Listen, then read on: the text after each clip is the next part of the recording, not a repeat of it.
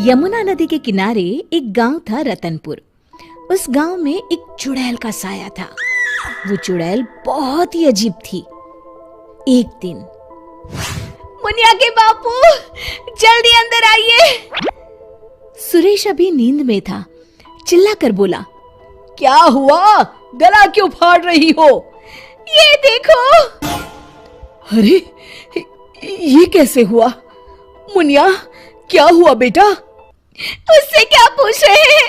बेचारी तभी से डरी सहमी हुई है। लेकिन ये तो कोई गंभीर बीमारी लगती है। हाँ, देखो तो, बेचारी की चुटिया ही काट ली किसी ने। राम राम।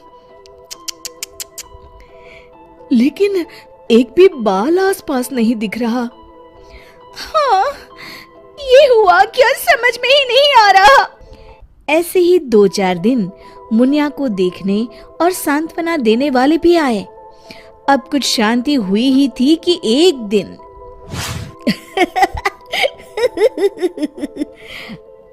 क्या हुआ रामू?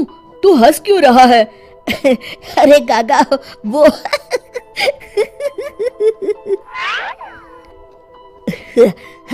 के बच्चे, कुछ बता भी। रूपा काकी की चुटिया कट गई है। हाँ, और मुन्नी भी।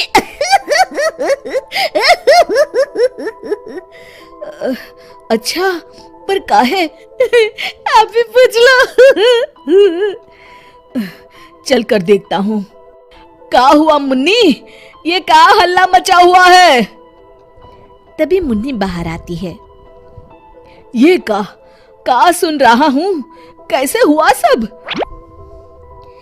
अरे का बताएं चच्चा, रात में रोज की तरह खा पी के सोए और सुबह देखे तो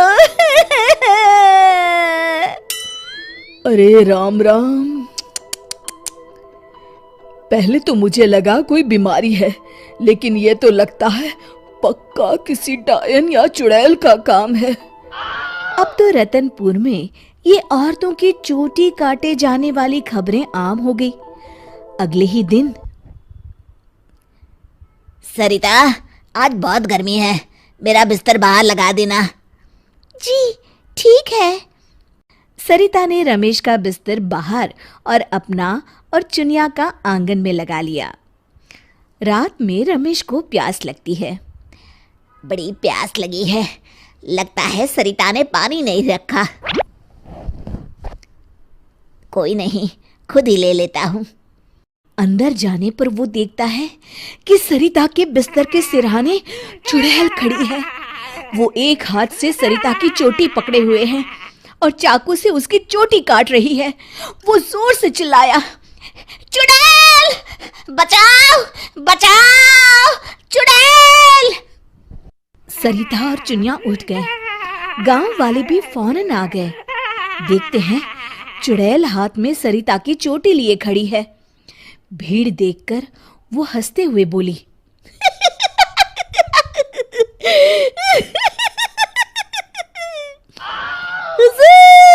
आते आते बहुत देर कर दी।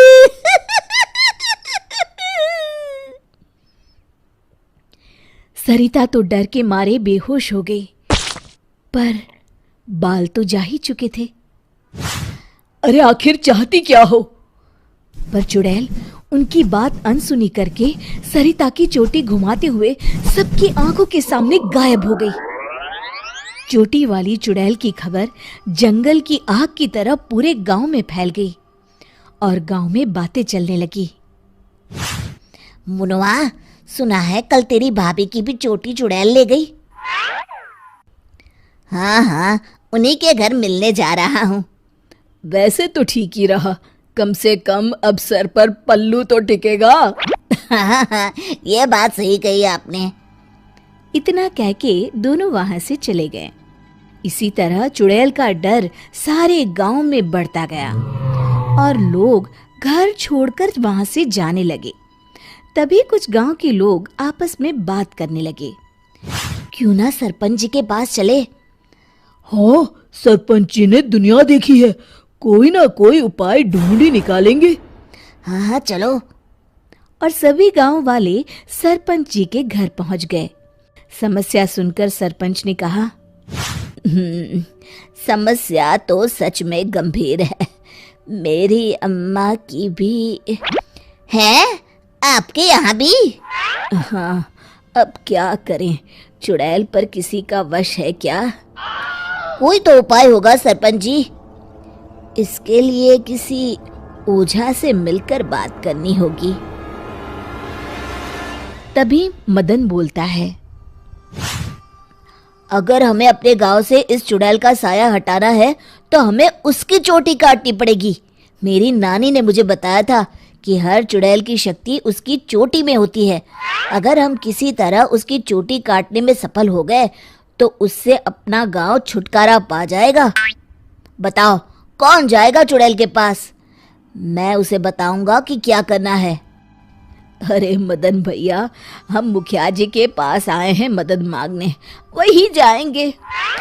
अरे ऐसे कैसे? मैं गया तो गांव कौन संभालेगा? इस रामू को भेज देते हैं। अरे ओ मुखिया, पगला गया है क्या? भरी जवानी में मौत के मुंह में चला जाऊं? तुम सब छोड़ो, मैं चला जाऊंगा। देखो, वो चुड़ैल अपना काम तभी करती है जब कोई सो रहा हो। आज तक कोई जगा हुआ इंसान उसका शिकार नहीं हुआ है ना? हाँ, सो तो है। तो आज रात सभी को जागते रहना है, सिर्फ मैं सोने का नाटक करूंगा। हाँ हाँ ठीक है।